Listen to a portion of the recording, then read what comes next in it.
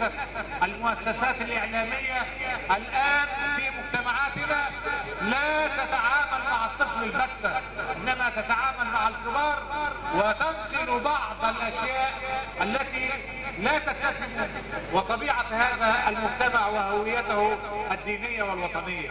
ولذلك نتمنى من الدكتور عبد السلام أن يكافح وينافح من أجل تنفيذ تلك التوصيات التي جاءت في رسالته. ثم الرسالة الأخرى وهي رسالة الدكتورة سوسن، وهي مرتبطة بأمر من أمور ديننا خاص بالقراءات العشر، تنوع صيغ الأفعال في القراءات العشر المتواترة، دراسة دلالية. أجد بالفعل أن هذه إضافة جديدة لأهل العلم في تلك الألفاظ الدقيقة وفي العلم النافع الدقيق الذي هو أصل في أصول هذا الدين الطيب، الدين الحنيف الذي به نستطيع أن نتعلم فقهنا من خلال تلك الدلالات الرائعة في لغتنا الجميلة. ثم أخونا أحمد، ونتمنى إن شاء الله كما تفضل فضيلة الشيخ وسماه بلقب الدكتور أن يكون دكتورا إن شاء الله يحمل أسمى الرسالات وأعلى الدرجات من أجل أن ينفع وطنه وبلده. لا أحب أن أطيل على حضراتكم، فهذا يوم تكريم، يوم أستشعر أننا جئنا في هذا المكان الطيب لتحفنا ملائكة الرحمن. نجلس لا نعيش مغنى ولا نعيش مثل الذين يريدون أن يشبعوا شهواتهم بما لا ينفع، ولكننا جئنا لنعيش ولنحيا بهتاف طيب رائع يصل إلى السماء، فيثيبه الله تعالى علينا بالخير ويغدق علينا بفضله. هذا لقاء طيب مبارك، نسأل الله تعالى أن يجزي القائمين عنه كل خير، وأن يجزي إخواننا وأهلنا أهل طحلة كل الخير والتوفيق. ثم أضع ختاما بين يدي هذا الحفل الكريم تهنئة أقدمها لأهالي طحلة وكفر طحلة على يعني القرار الأخير، القرار الطيب الذي انتظره هذا الشعب الأبي سنوات طويلة، قرار الاستثناء الخاص بأراضي الري. وأتمنى إن شاء الله أن يكون نافعا لهم في دنياهم، وأن يكون ذلك يعني ذخرا طيبا لأبنائهم مستقبلا إن شاء الله. ثم أقدم تهنئتي لكل الحضور، ونساء ورجالا وأطفالا وشيوخا، وأسأل الله تعالى لكم كل التوفيق.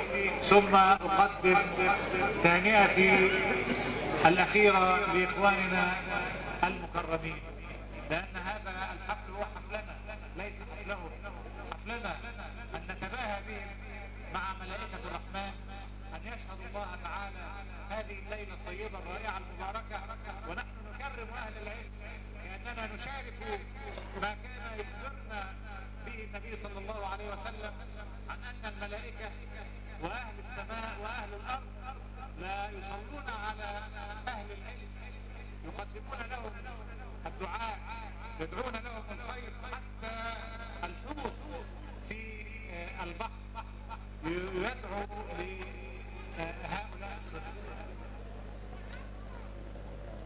جاءني سؤال، يعني ما رأيك في الخدمات الشخصية وما هي أهم إنجازاتك حتى الآن في البلدة؟ ويعني أحب أن أقول لأخي الذي أرسل هذه الرسالة، نعم أنا لا أتأخر عن الخدمة الشخصية، أقدم الخدمة العامة على الخدمة الشخصية، لكن لا أتأخر مهما كانت هذه الخدمة الشخصية. في ناس بيقولوا الحقيقة بيطلبوا أدق الخدمات الشخصية، ومع ذلك يعني بستجيب لهم بالفور، لأن بعتبر أن أنا يعني بنيب عنهم في كل شيء يفتقدون. ثم أهم الإنجازات، أنا الحقيقة لا أحب أن أعدد وأذكر إنجازات قد الفترة الوجيزة. لكن أقول لأحد الإخوة عندما كنت أتجول بين إخواني أثناء الدعاية الانتخابية كنت أسمع من بعض الإخوة وخاصة الرجال والشيوخ يقولوا لي شوف انت تخفض لنا الايجار وتجيب لنا الاستبناء وخلاص مش عايزين منك حاجه تانية. فبعد ما ربنا كرمنا وجبنا الامرين دول ففي واحد يقول لي كفايه بقى كده مش عايزين منك حاجه. قلت له لا احنا ما عملناش حاجه. هذا ليس عملي مش بعمله عشان الصندوق يا اخوانا. احنا نزلنا الانتخابات ارضاء لله تعالى ثم تحقيقا لمصلحه هذا الوطن. وطننا يا اخوانا ضايع خيرات، وطننا ضائع ثروات، ونحن مسؤولون امام الله تعالى، لان من حق الجيل الصاعد ومن حقنا من حق اجدادنا ان يعيشوا حياه كريمه كما يعيشها الناس وكما ارادها الله لعباده. احنا يعني نسمع في الايام اللي ربنا ارادها ان يعيشوها. مش هي دي الحياه يا اخوانا اللي ربنا خلقها للناس.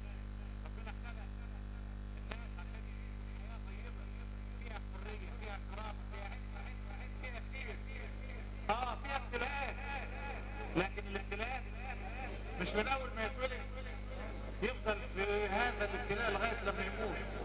يعني واقصد الابتلاء ليس الامتحان، يعني الحياه الضنك دي تفضل على طول كده وبعدين ما العيله في ذلك.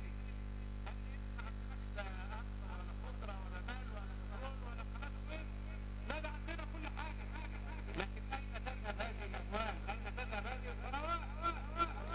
فجينا لنصلح هذا الوطن ونقدم روجيتا الدواء لهذا الوطن، وليس لنا هدف هو الصوت في الصندوق ابدا. ولذلك نحن لا نفخر بهذه الاعمال او هذه الانجازات.